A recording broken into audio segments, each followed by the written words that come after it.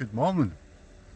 Another early start finds us on another one of our, I wouldn't say favourite walks, we maybe fish it once, maybe twice a year, and it's back on the old Essex diaries, looking for that Leviathan pike for myself. Leviathan pike is, we're classing as £25 and above. Now, earlier on in the series I did say I'll drop that to a PB, which is £20 too. Still been nowhere near it. Alex might need to remind me here. I think I came close with a 19 on the lures. 19.6. 19.6. So that's still, this year, my best fish. So again, everything's crossed, fingers, toes, anything else that can be crossed, I'll cross it. Alex this year, he's struggling with the old man flu now. We've got to spread our rods out with trying a new bait today. Some of you have maybe heard of it. I called it a sabiki this morning, but it's actually a half beak. Heard some good things about it, so we're giving that a whirl today. We'll just need to see how we go, because things haven't really been going our way lately, shall we say. But as I say, fingers crossed.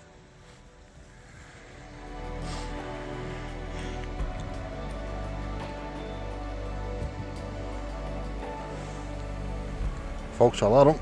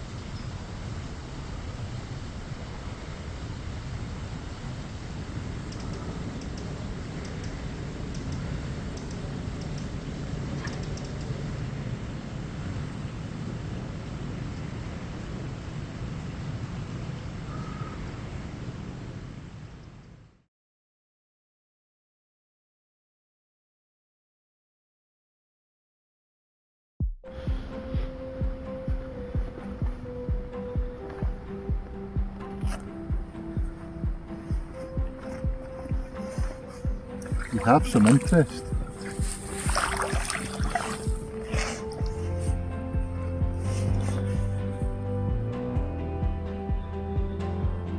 I reckon it's a trout.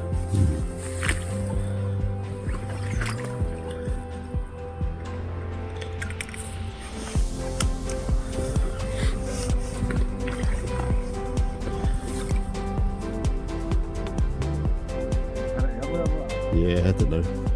Just in case.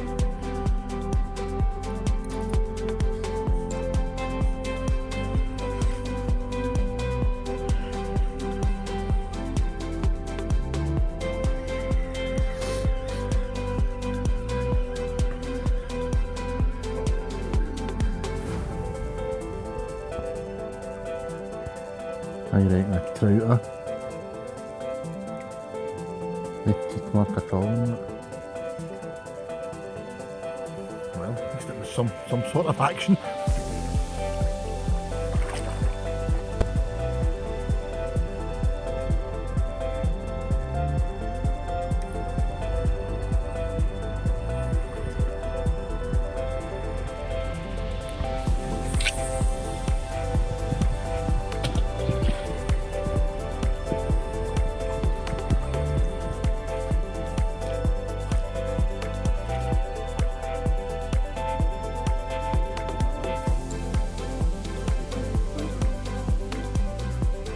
I think so too.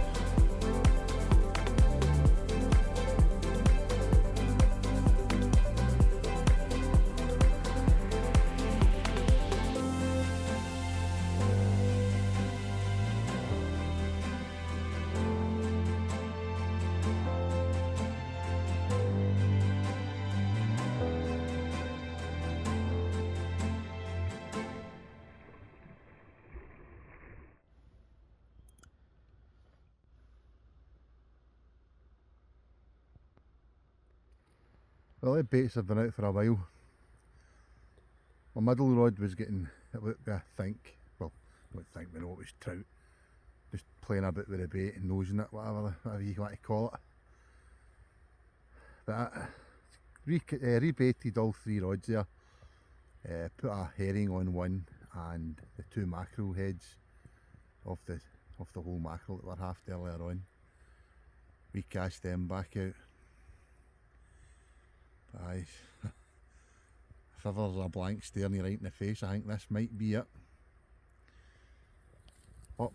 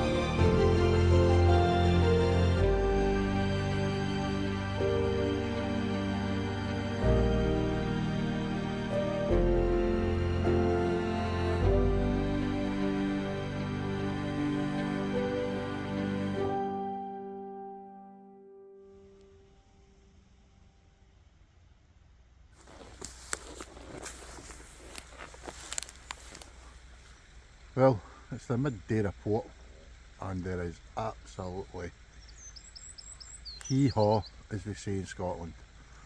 Nothing to report. Not a single run. And for once, Alex is a man earlier sleeping. So I might go and catch a wee 40 links myself. But this has got blank written all over it.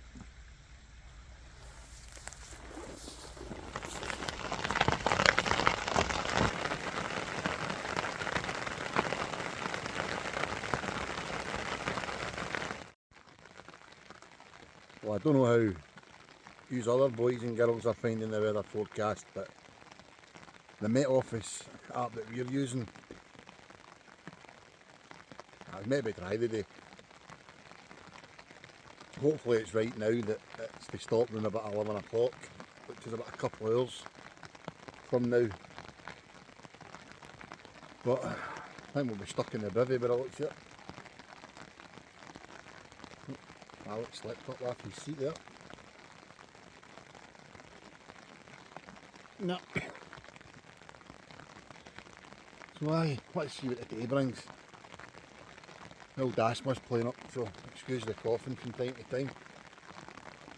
The old winter weather doesn't do it any good. But new year, new hopes. Still the same old challenge, trying to find that 1 ounce bigger pike than Alex's 26. But I'll settle for a PB, which is, if you've watched the seasons gone by, or episodes gone by, it's £20 and 2 ounce. Some would say that's a mere jack pike. But it's no for a want of trying. Right, the rain stopped. So we'll quickly, before it starts again, I can see it's just around the corner. We'll quickly have a quick recap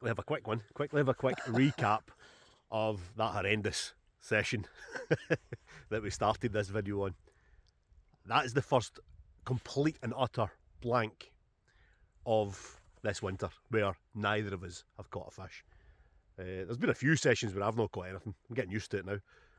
And today, I've got a feeling it might be another one. I don't know, I'm just not feeling it today. We're on a loch that we know very little about. We're on an area that we've never fished before. In fact, no, Gordon has. Gordon fished it once before. How did you get on? Nah, no comment. Blanked. So, you know what, it does tick the boxes. It ticks the boxes for springtime. This is a flooded sort of floodplain. It's a kind of flooded marsh area that we're fishing in. We're fishing about 3 feet of water. So come February and March, my confidence levels would be a wee bit higher. It's the 3rd of January. It's still really early in the year. But you never know, there might be a keen one out there somewhere. But nah, not holding out much hope here.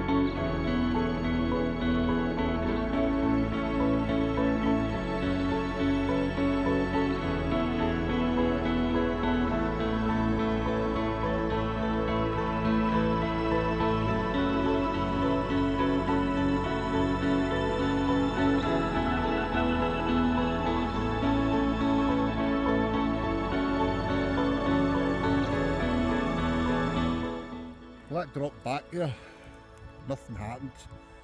Thought maybe it was just a wee jack and I left it a wee minute or two. And then seen the line twitching in the water and it shot off, so I unclipped it, tightened down and then struck into it. But I don't know whether it's got caught up in all this weed and that's what's been the problem. But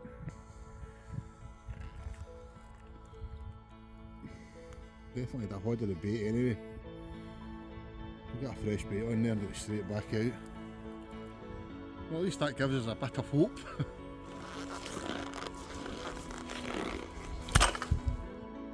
There was a bird that be on the surface by now, I reckon.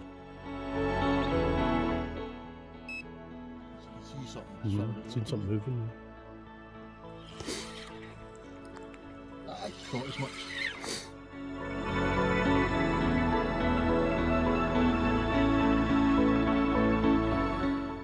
Timestamp 3:20. We've had 2 runs, and I've had 2 runs. And that's it. So the wee update we usually do in these videos is a short one, I'm afraid. However, I've gave it a right good go. I've tried different baits. I've changed one of my rods there to a wee pop-up with a mackerel tail just to try something different. But 2 runs, it's better than no runs. Would be nice to get a fish though. But we'll keep trying, we'll keep plugging away. We'll try and put a pike at least at some point in this video. As Alex said there, the way things are going, it could be the 10th outing before we get a fish. But after the holidays, sat in the house, chilling out, feet up, it is good, even though the weather's been crap, it is good to get back out on the line. So, fingers crossed.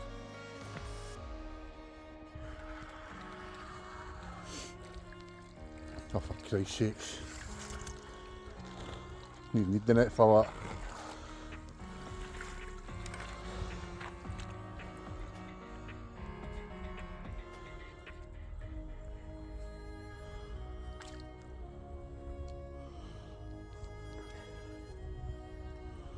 Oh. Fish is a fish. A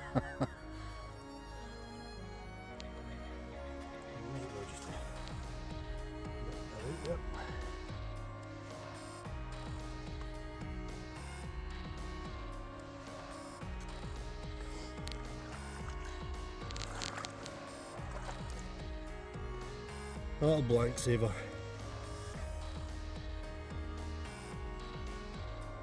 Told you we'd get another one.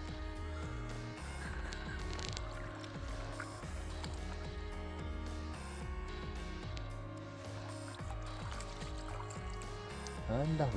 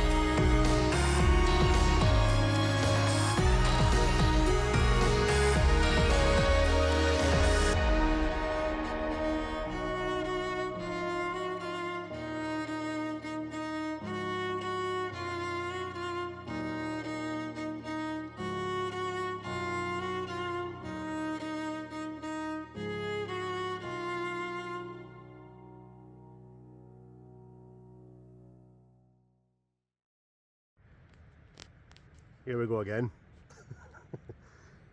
Is this going to be the third blank in a row? In fact, no. Yesterday wasn't a blank. We were saved at the death by a little jack. But yeah, we're still at it. Perseverance, determination apparently pays off. We'll see.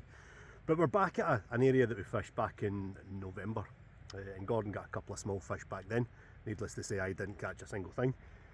But it is an area that gives you a little bit of confidence. Even though the last couple of times recently that I've fished here, I've struggled to catch anything. This is where basically my pike fishing career, if you want to call it, started. This is where I started pike fishing back when I was about 17. And I was obsessed with pike back then. That's pretty much all I did was pike fishing, pike fishing, pike fishing. Needless to say, that's kind of faded slightly. I still enjoy it, I still like it, but not to the extent that I did back then.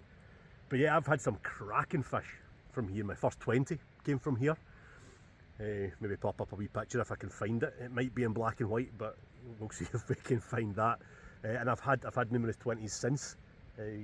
Lost a very big fish here once. I don't want to talk about it. That's all I'll say about that. But yeah, it's been tough the last couple of sessions, but No, it's still... fact, it's actually quite an interesting story, so do tell. Was I not hooked in like a daft wee perch setup or something? No. This was proper pike gear. The same rods that I'm using. Oh, These rods are 20 years old. I love these rods. But no, it was caught back in February 2000 and something. I don't know. But back then, got it to the ledge. There is a ledge here, and it took a dive. Caught me off guard. I think it might have got caught in the ledge and gone. And it was big. I don't like to say how big I think it was, but it wasn't a 20, is what I'm saying. It was a wee bit bigger. Yeah, this loch it's got a reputation for being difficult, for being hard, but there's some big fish in there. There is some big fish.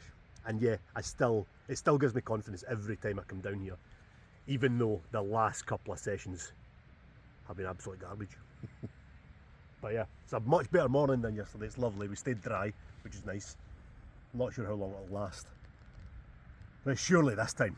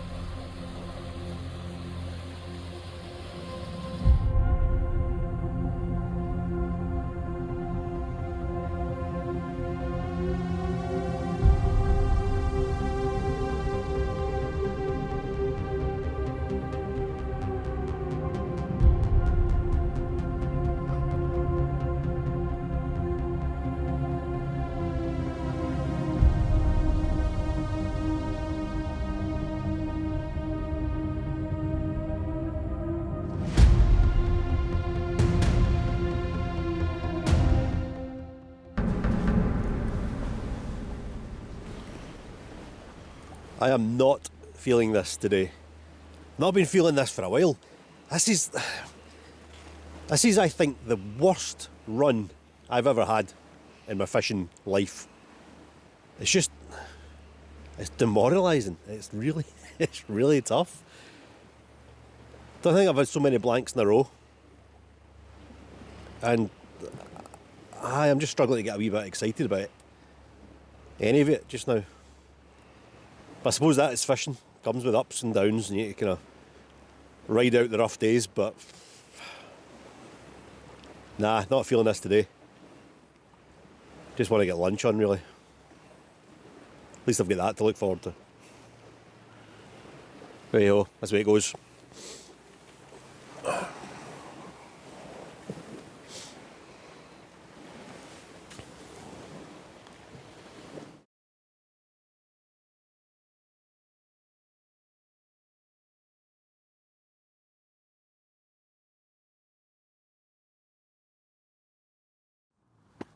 Welcome back to, well, we don't really know yet. We're in a bit of a predicament here. The plan for this video was going to be a catch and cook. But the pike maniac over here is determined to go pike fishing tomorrow. So pike fishing and catch and cook, probably not the best idea. I don't think that would go down very well. Attack the keyboard. But we have a plan. We have, well, I hope we have a plan. The beginnings of a plan anyway. The Alaskans like pike, don't they? Aye, but we're not in Alaska, that's the problem. Canadians like the pike. But we're not in Canada. Scandinavians, Russians, everybody else. Feels like we're in Alaska. I drag that circle, I'm freezing. But no, don't worry, we're not going to start eating pike. But yeah, we do have the beginnings of a plan. We are going to go pike fishing, however. So this is a pike fishing video, but we still want to bring in the kind of catch and cook that we had planned. So we're down at the allotment. The feedback's been good on them, isn't it? Yeah, I enjoy making them as well. I enjoy eating them. Just throws in a different little aspect as well, and it keeps it interesting. So we're back down at the allotment. It is the middle of January, so there's not much going on at the allotment. Starting to clear everything out for springtime, but there's still a few bits and pieces.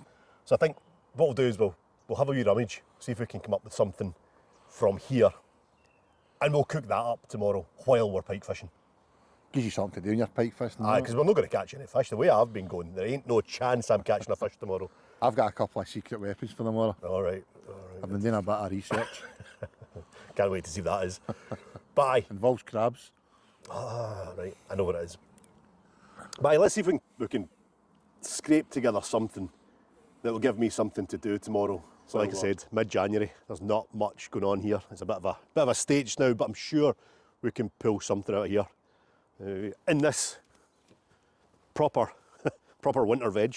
In here, doesn't look like it, but there should be, hopefully, if I can get through this solid frozen ground. Bear with me. I need an ice pick. Nope. We'll get there. There should be some parsnips in here. I don't know if we're going to get them out though.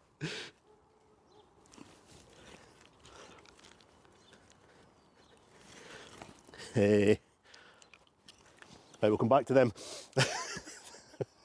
Swedes, surely we can get some of these. They're pretty solid as well.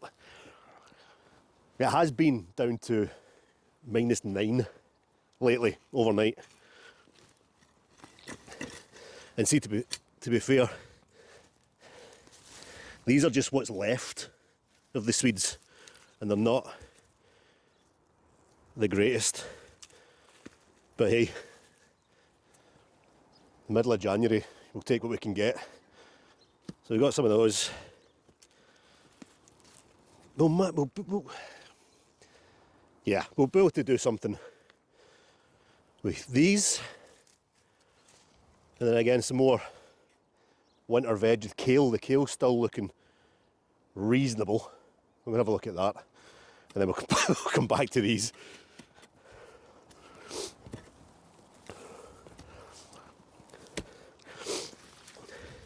Yeah, the cold weather's taking its toll on them a little bit, but I reckon they'll be okay. can definitely do something with this. The great thing about kale, -9, and it's still in decent condition. A bit wilted, but it'll do. Take some of that. So Swedes, kale, maybe a parsnip. Still got a few dried onions left over. They were in the polytunnel, so that'll help. And then the Brussels have they've kind of suffered a little bit, but there might be a couple of salvageable ones in here.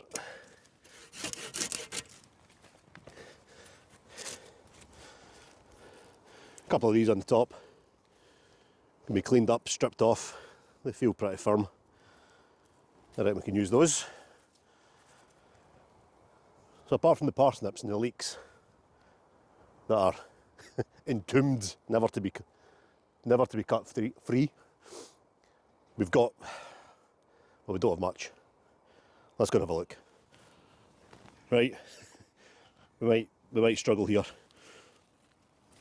Couple of Swedes, some kale that's just about good, some sprouts that need a bit of attention, but I reckon they'll be okay, and an onion. Don't know what we can do with that. Yeah, all that, you get the worst ones. The Brussels sprouts. I love Brussels.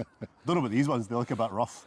The sweet ones, but if they're sweet ones, I can deal with it. The cold weather might have sweetened them up a bit. That tends to happen with winter veg. That right, eh? Aye, I never knew it. especially carrots in particular, parsnips, so that, well, we might not. I do like Brussels sprouts, but I've grown to like them as I've matured I with think age. it depends how they're cooked. A lot of people overcook them, become quite mushy, they become quite bitter. They're quite nice shredded up and cooked really quick in stir fries and things like that. So they're all right. Depends how you cook this veg. Kale as well is one that people don't really like, but I like it. We've had it back in some of the other nice with the catching sea trout. cooks with the It sea was trout nice. and whatnot. So So what you doing with it then? I have absolutely no idea. It's a bit. There's the parsnips and what was that, eh? Well, I'm going to get the parsnips out. We've got a crowbar Nice, in there. We're going to get them. I've got a crowbar in there that's coming out, and we're going to get a couple of parsnips. But what can we cook with that? Perch? Nah. You know what? I think I've got something. Nah, I definitely have something that might save the day. Give me a second. He's been dying to get these out. Aye. I think Angling 360 might be going in another direction after you see this. These might help. Couple of birds. Surely we can sort these guys out. Lovely looking birds. Big thanks to John for donating these. However, it is something that we might be looking for Angling 360, a direction for Angling 360 to go in the future. But surely with these Right, and the veg, time out. Not everybody's going to know what these are. these, everyone knows what these are. No, they don't. Nah, Guys are my work, didn't they? oh really? These are pheasant. A lovely, lovely game bird.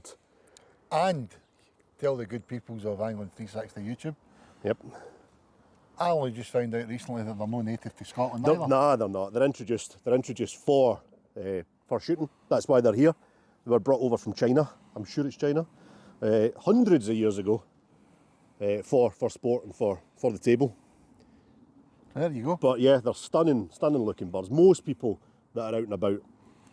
A few folk will are after rec- the feathers for their fly tying as well, aren't they? Yeah. A lot of people recognise them from kicking about the fields. The feathers are used across the country in fly tying. Stunning looking birds. Was that a pheasant-tailed nymph? A pheasant-tail nymph is one of them. But we're going to treat them with the utmost respect, like all food should be. And we're going to prep these, and these will be lunch Look at the tomorrow. light hitting that. They're stunning, absolutely stunning birds. Lovely. Tastes good too, I've had them before. They're lovely. So yeah, let's sort these guys out.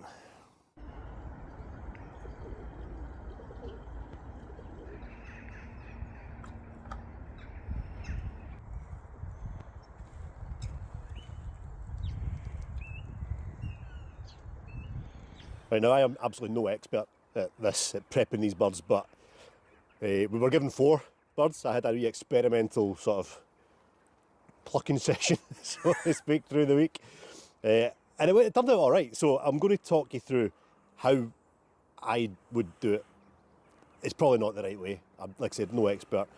We want to use as much of this bird as possible. So these feathers, these tail feathers, are pretty valuable for anyone that wants to tie flies or to display them. Gordon's quite partial to a pheasant feather or so. So we're going to take these out first of all, one at a time, so we don't rip the skin. And I think that's key to this process, is take your time, don't rush it, because we want to keep that skin in contact as much as possible, and it does tear quite easily. It is possible to just skin the whole bird with the feathers, but the skin is where the flavour is, and we want to keep that flavour as much as possible. Skinning would be much quicker, but hey, we've only got 2 birds in any hurry today. Quite a nice day actually, better than the forecast. And then once we've got the tail off, I think it's probably easier to start from the neck down. Some videos, I've been doing a lot of sort of research online on YouTube. Some videos say start from the sort of back and the tail end and come up the way, but I found it easier to start at the top of the head. Work our way down the front, turn it over, work our way down the back, straight into a bin. It can get quite messy, so we want to keep it as tidy as possible. And we're keeping that skin taut as well with my thumb here. So I'm pressing down on the bird as I sort of pluck the feathers, just to keep the skin taut, keeps it in contact, you know, in one piece. We don't want to rip that skin. It will rip, it will, especially with the shot of one in, but we can be as careful as we can to limit it. Now this takes time, it's a wee bit tedious.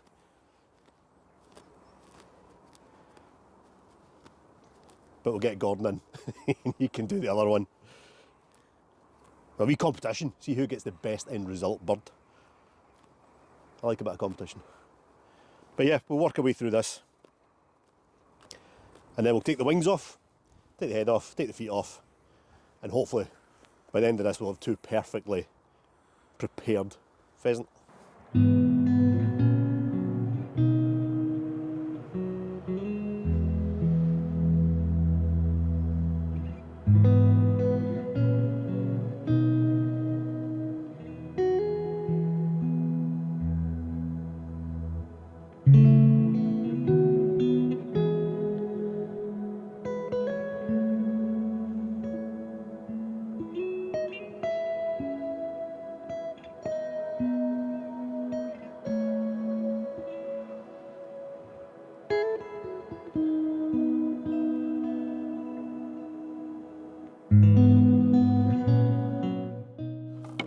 There you go, got the birds halfway there, got them plucked.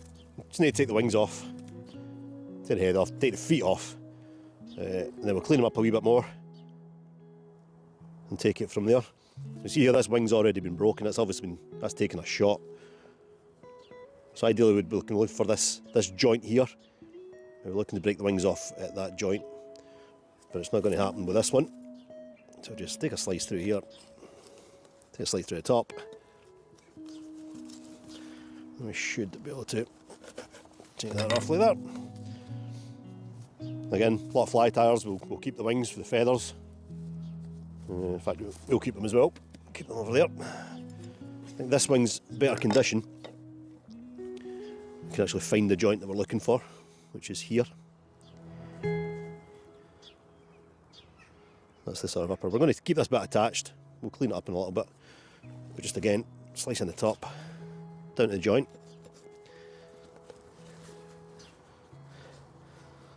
Slicing the bottom to the joint.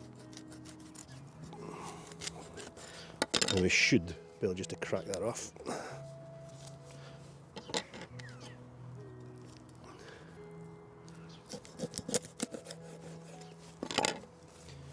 Wings come off. We'll tidy that up later. Now I want to take the head off as close to the body as possible. So nothing pretty about this, it's just straight through. It's off. Then the bit to be careful of, I think, is the crop. The crop is in here. This might take a wee bit of time, but I want to pull that out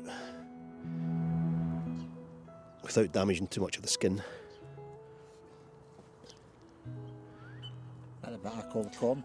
The corn, the crop, but it keeps all its corn and whatnot. You can see that, oh, it's burst. Ideally, we didn't want to burst that, but hey, oh, not much we can do about it. That's what your pheasant eats. Yeah, a lot of barley in there. Yeah, we burst that one. Ideally, it all comes out in like a little bag. But it didn't quite work on this one. Surprised you're not going to fling it into a bowl of soup or something.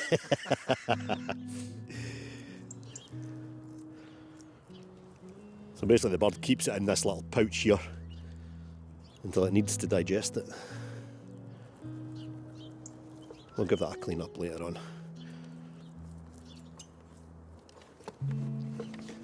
You know what, the birds will probably still have that, so we'll let that over there. Birds are going to come near you while you're doing that. Again, a few wee bits and pieces in terms of feathers. Unfortunately, that wing took a hit. We'll tidy all that up later. Then the feet. Again, no expert here, but what I've researched is there is a big tendon runs up the back of the drumstick here. So we want to try, it's not the easiest thing to do, but try and take it out with the foot. So again, just that joint there. Slice the skin round.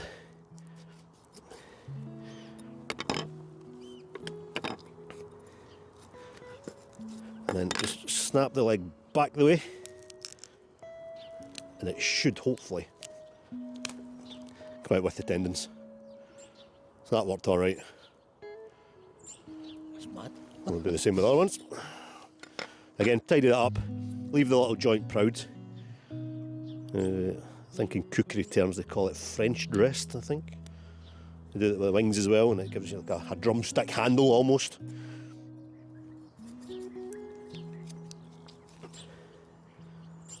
Do the same here.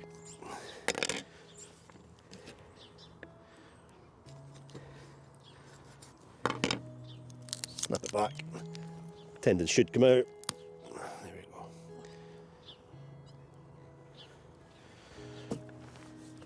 There we have almost a fully dressed pheasant. Also, we need to take the insides out. That's not a pretty part. But all we're going to do there is just slice from below the breast here, straight down, and then unfortunately it's just a case of getting your hands in and pulling it all out. I think we'll do that off camera. No one wants to see that. So there we go, we got there eventually. It's not a quick job, it does take a bit of time.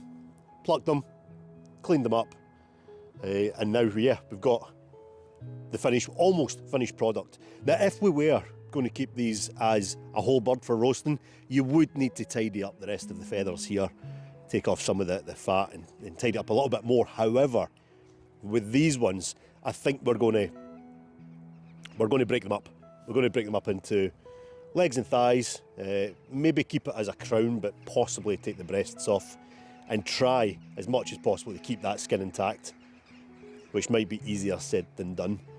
Now, when Gordon said earlier on in the intro that this might be a new direction, I think it was me, did I say it? One of us said it, a new direction to Angling 360. Don't worry, it's not going to deviate from fishing. Fishing is what Angling 360 is primarily all about. But it's nice to bring in other aspects of sort of outdoor living, food in particular. We like our food. So let us know in the comments if game, the game, not just game fish, but game in terms of pheasants, pigeon, ducks, geese, things like that, if that's something that you'd like to see a little bit more of. And if so, I'm toying with the idea of possibly applying for a shotgun certificate.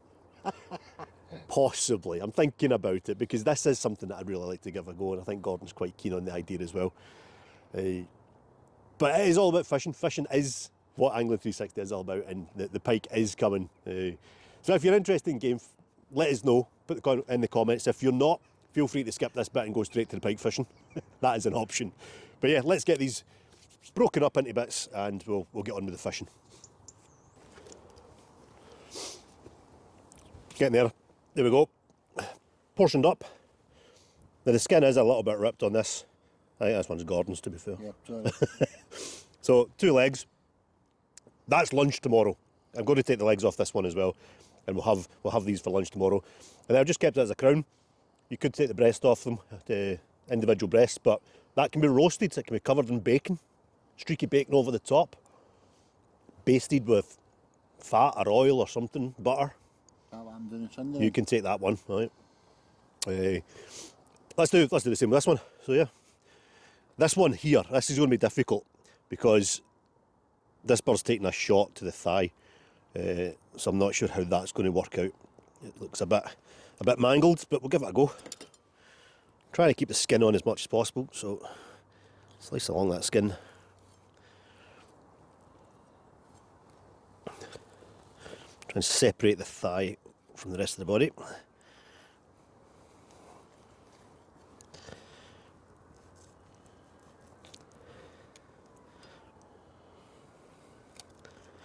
And then yeah, that's what we can see. There's the thigh bone there's taking a hit, but we'll try and keep it intact.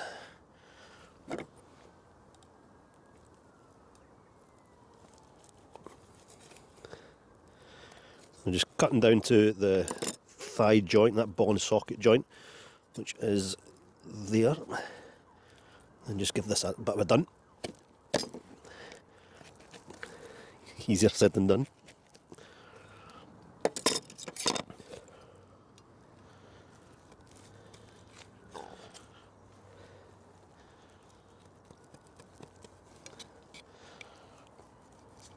Now, like I said, not an expert at this.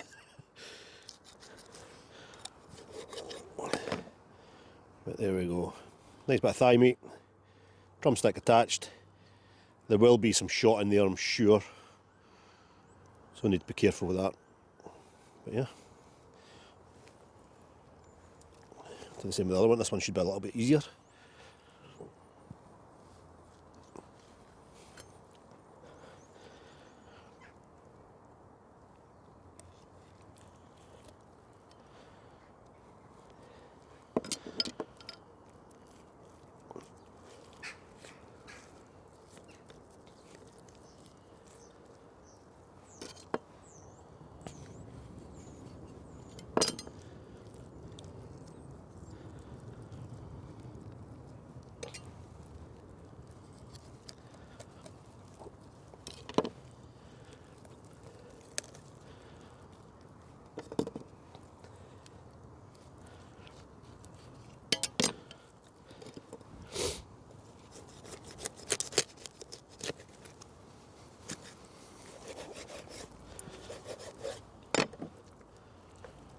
That's more like it. That's a good one. Tied it up with the feathers. And that It's my one tomorrow. is a lovely looking leg of pheasant. And it's the fat, it's this fat in here that keeps the meat moist when you cook it. So we want to try and keep that on as much as possible. Not great when it's cooked, so we can take it off, take the meat off the bone, and it'll be fantastic. Then nothing pretty about this. In order to keep it as a crown, you just want to detach the breastbone from the backbone.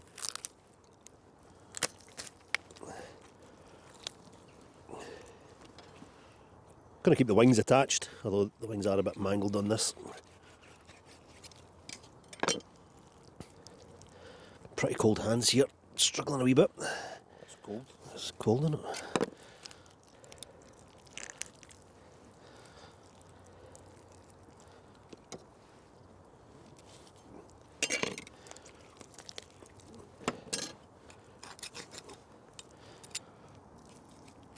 Could you use that for like making a stock? Yeah, it'd be great for soups and stock and whatnot. Made a bit of an arse of this one. We're getting there though.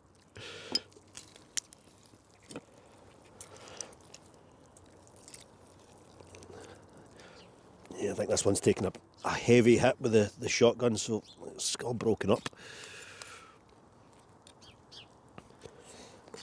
Yeah, we'll come back to that.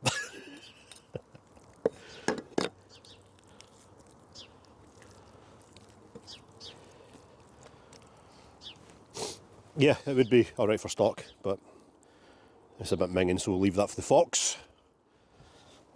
So I'm just running the knife down the side of the breastbone here. Now this is the first time I've done this, so it might not work out very well. And hopefully we can just prise the breast off.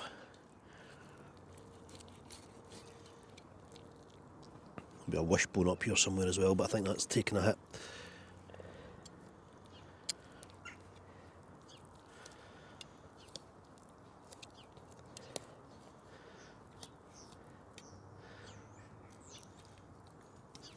Who would you say is easier, gutting a fish and filling a fish? Gutting a fish. Gutted fish for years, I suppose, but no, this is difficult. Practice makes perfect, I suppose.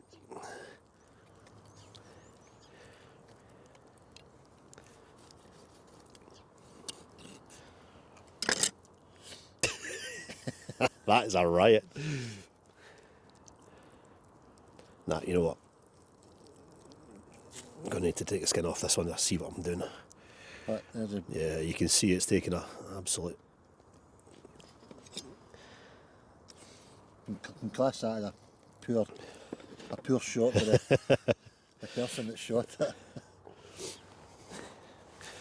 So I know hit the good meat. Yeah, definitely wasn't a headshot.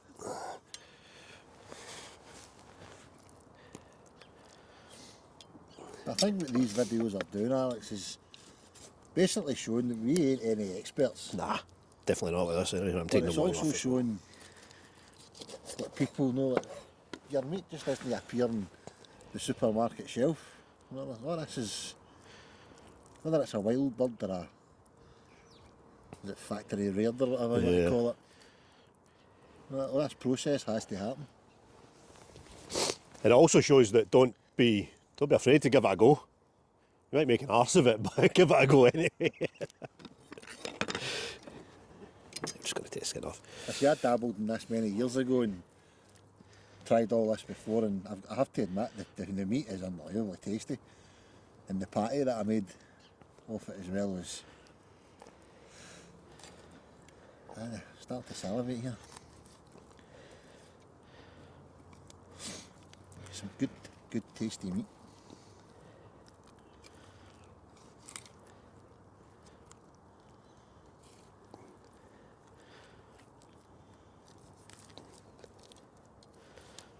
It also helps, I think, to have a decent knife, a proper knife. I say a fish knife. Definitely not doing the job as it should do. A proper boning knife would be ideal.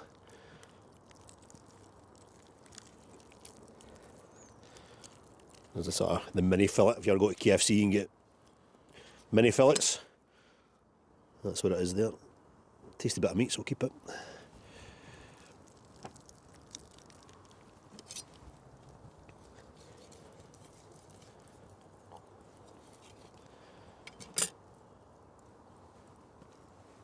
Is that cold? It's like doing this in a fridge, isn't it? Yeah, it's cold. So, there we go. Not exactly expertly done, but we got there in the end. We've got 2 breasts, a crown, and 4 legs. 2 birds, butchered, literally, and figuratively. Well done. We got there in the end, didn't we? No expert. Check out YouTube. Loads of better videos online of how to do it properly.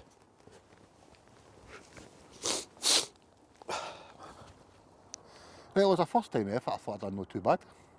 Not that I did much, but there we go. So the plan is whilst we're trying to catch this Leviathan, the big pike, we're going to be cooking up Alex's handiwork here. Because Alex has just ran through the recipe and tell you, it sounds good. It sounds good. But I am on the clock, so I'm going to need to boost, and we'll see you on the bank tomorrow. We've still not decided where we're going yet either. So, see you tomorrow.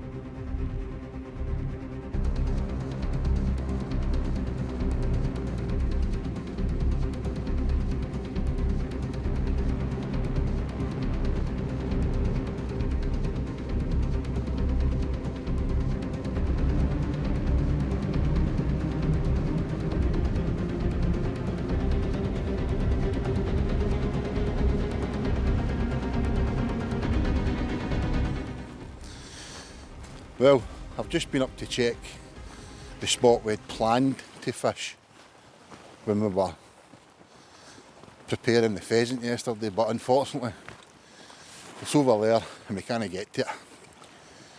So we're going to have to make do with where we originally set up this morning. So we've managed to wheelbarrow everything down as far as we can. We've set up a wee kind of base camp, so to speak. We've had our breakfast this morning at Greg's and we're going to prepare that dinner later on this afternoon. Get a fire going. We have got 4 rods out and I shall at some point in this video talk about that wee secret weapon I purchased. It's not a sponsor, it's not been given to us, bought it myself, and it has thrown up. Social media is a great way of looking for new ideas, looking for different techniques, chatting to people, what are people trying different. And this oil, these sprays seem to be making a difference for some people. Now what I will say at this point is Alex and I have tried this before where he doesn't use the oils and I use the oils. Now if I'm not mistaken, Alex, you can correct me here, I think it ended 6 each. So there was no clear indication to say that oils performed better than not using it. Fishing next to each other, same style, same technique, same location, all that kind of stuff. But this one seems to be producing some bigger fish. Now whether you agree with them or not, or whether you think they're a good thing or not, the next few months will tell, because I'm going to be using them. And we'll see how they pan out. Alex isn't going to use them, and then we'll maybe make a wee comparison at the end of the dead baiting season, the end of March, whenever that is. So we'll see how we go today.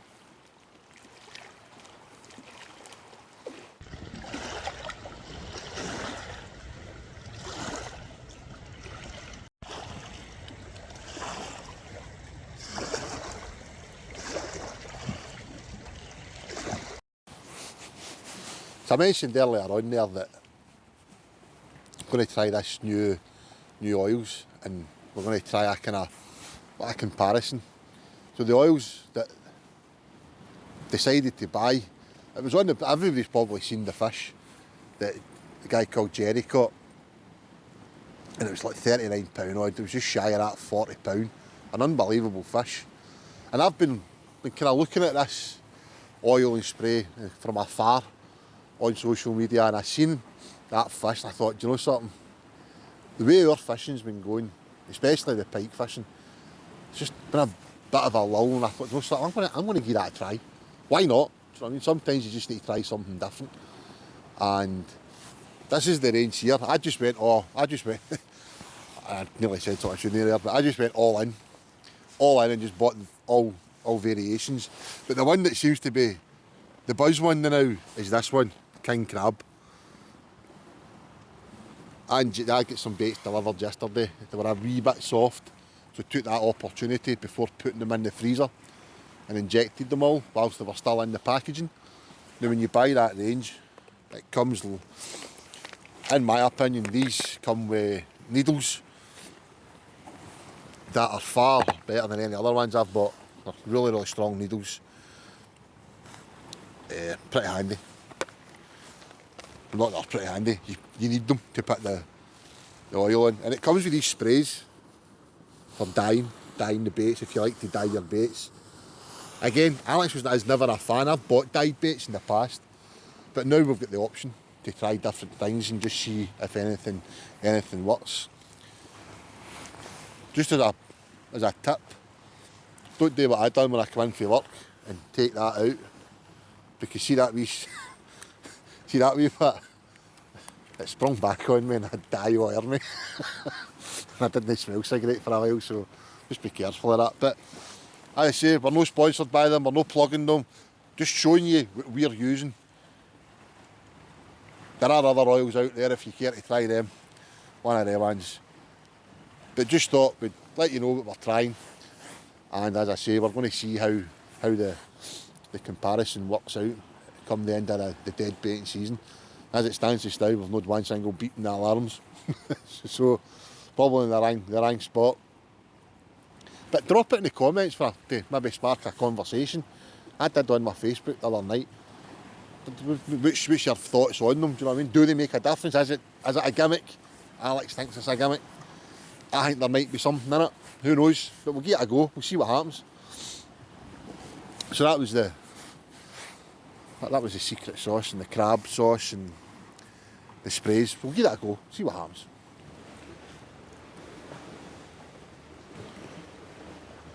I am not feeling this today. Not been feeling this for a while. This is, I think, the worst run I've ever had in my fishing life. It's demoralising. It's really tough. Don't think I've had so many blanks in a row. And I'm just struggling to get a wee bit excited about any of it just now. But I suppose that is fishing. Comes with ups and downs, and you kind of ride out the rough days, but nah, not feeling this today. Just want to get lunch on, really. At least I've got that to look forward to. There you go, that's the way it goes.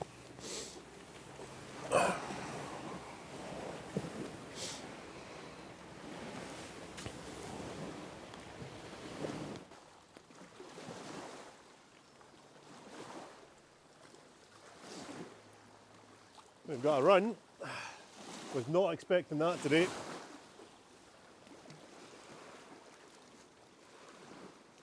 Yep, so we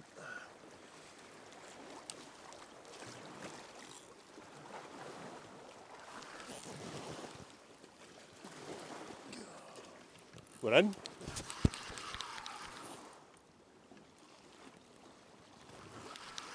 We are in. Yeah, feels fairly. It's always hard to tell, but yeah. Nah, I don't think it's that big.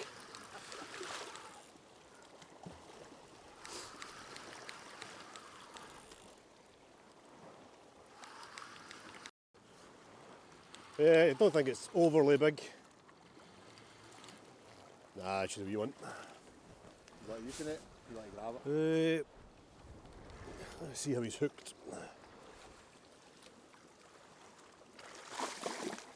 Aye, get him in there. Well, No feeling it, huh? no feeling it, but it's a fish. We're going to have a wee look at him. He says only a wee one, and he wanted that mackerel. Nicely hooked. We should be able to get that out, no bother. I hope.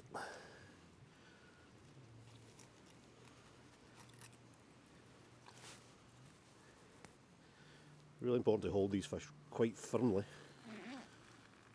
Just caught in the gill raker there.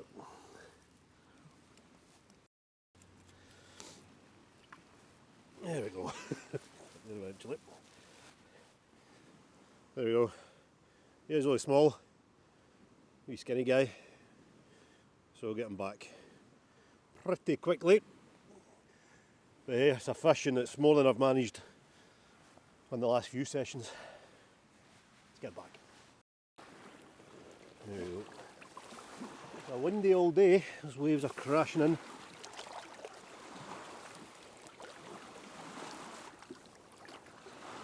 The water's cold as well.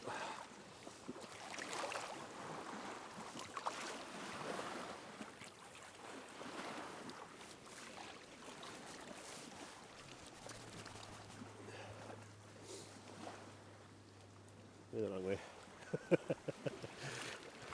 Hey buddy, that way.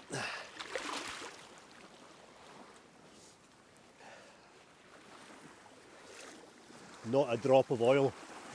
One tone tackle.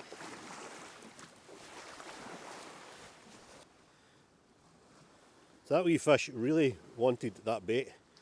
That's the bait that caught the fish. It was halfway down its throat. It didn't even chew it, look, not even a tooth mark in it.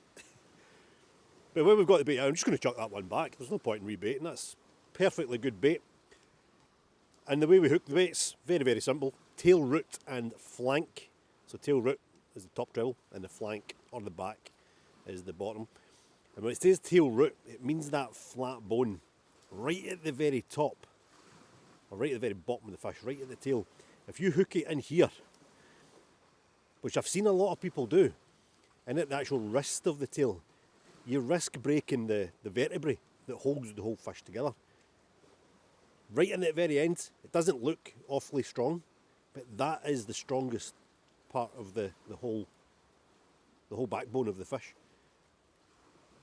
That you can chuck for absolute miles. You can put a right good whack in it and it'll hold.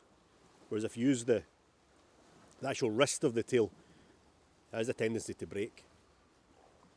So I find it works. You guys might differ, you might disagree. But that's the way I like to do it. What else have you done there? What with the Something tail? that Yeah. I never used to do, but now do. So obviously the mackerel come with the tail, fork tail. I like to trim the tails off. Just makes it a little bit more aerodynamic going through the air in the cast, and a little bit more hydrodynamic. It stops the bait spinning as it falls through the water. So yeah, just trim the tail fins off. And again, sometimes you'll see people actually trim the whole tail off. That way you lose the tail root. You want to keep that tail root in place, so it's just the fin that comes off the tail there. Almost like a little flight of an arrow. But hey, a bait in the water's a bait in the water. I don't think it really matters how you do it. Caught a fish, but Caught a fish.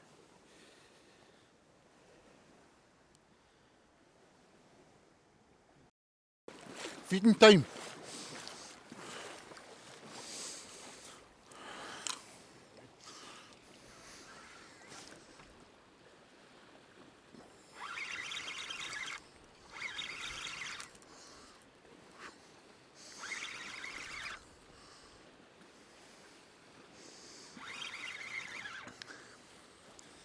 I literally picked out another biscuit when I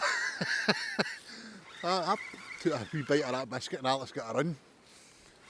Got a bite of another bit and got another run. I think this has got a load of weed on it.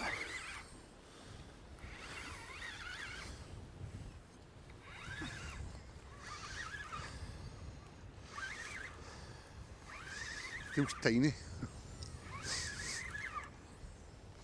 But hey, it's a blank saver.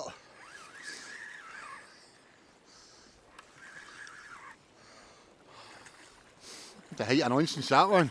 Oh. Now it wakes up. Oh. If I get the forceps, I'll just unhook it in the water. Like a minute. It's very lightly hooked. Come on, wee guy, I'm trying to do you a turn here. I'm always sceptical of these trebles.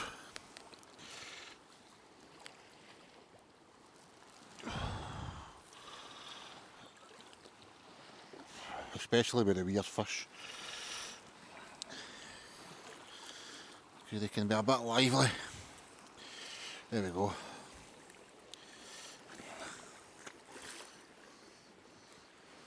They ain't big, they ain't massive. I'm not going to break any records. But they're all lovely, lovely, lovely conditioned fish. Look at that. A future monster.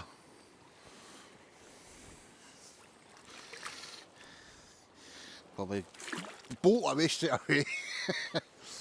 Well, blanks off. One each. One each in the oil versus non-oil.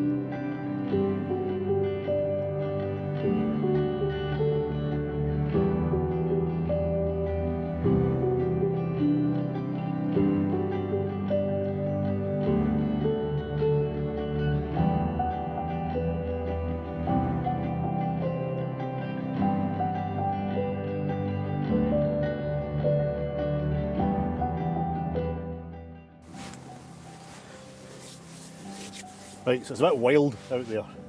I'm starting to get a wee bit hungry. So we'll get the food going, but we're going to hide in the bivvy, out of the wind, just to get the majority of it started. And then we'll get a fire going out here and we'll finish it on the fire. I've done a wee bit of prep.